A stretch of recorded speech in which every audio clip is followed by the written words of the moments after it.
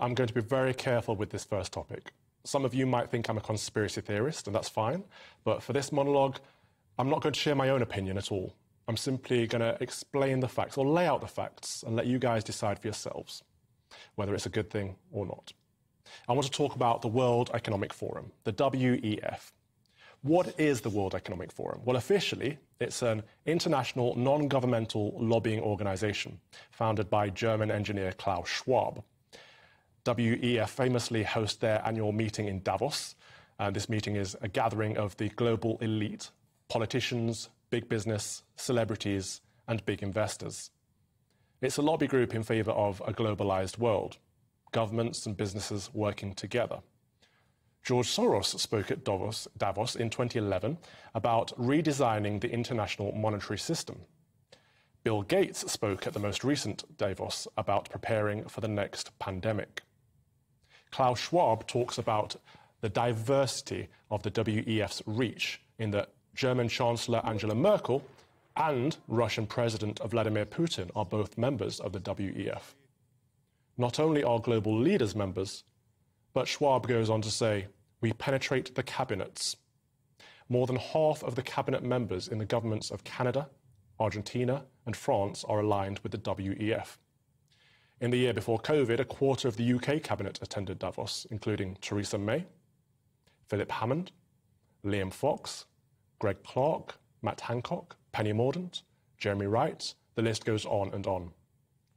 You may have heard many of these people uttering the phrase, build back better, over the past couple of years. This is a WEF slogan in relation to bringing about the Great Reset, changing our social, political, and economic landscape in favour of a fourth industrial revolution.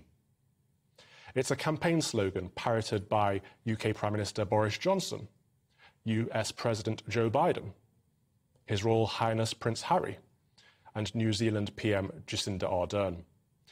The Mayor of London, Sadiq Khan, as well, to name but a few. It's interesting that they're all singing from exactly the same hymn sheet. Klaus Schwab, founder of the WEF, has released a few books, most notably in 2016, The Fourth Industrial Revolution, predicting social, political, cultural, and economic changes that he said could unfold in the 21st century.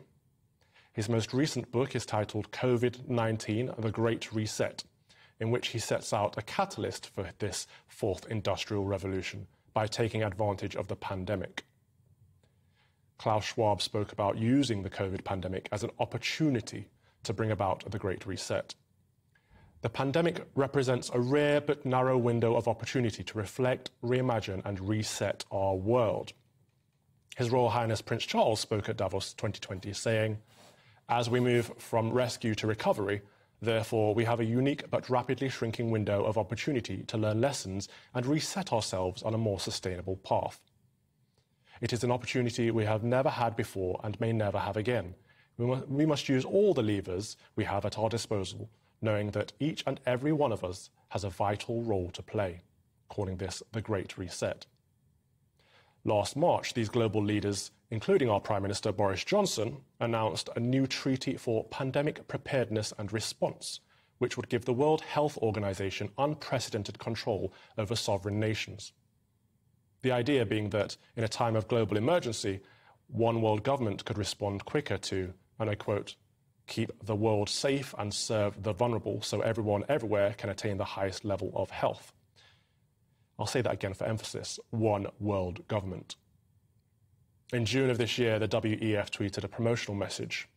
Welcome to 2030. I own nothing, have no privacy, and life has never been better. After I tweeted it, or retweeted it, highlighting what I perceived to be neo-feudalism, the tweet was deleted. But that is not the first time they've promoted the message, you will own nothing and be happy. 2030 is not that far away. We have since entered a cost of living crisis, and a European war has broken out in Ukraine. And coincidentally, the United Nations set a 2030 agenda for sustainability. Their top goals are being no poverty, zero hunger, good health and well-being. The same people involved, Bill Gates, Emmanuel Macron and Boris Johnson, have all been seen wearing the Agenda 2030 badge, subscribing to the policy. To reiterate, none of what I've said is conspiratorial. It's all from official literature, all from official websites of the WEF and the UK. The WEF is an unaccountable body of global elites lobbying for a globalist agenda.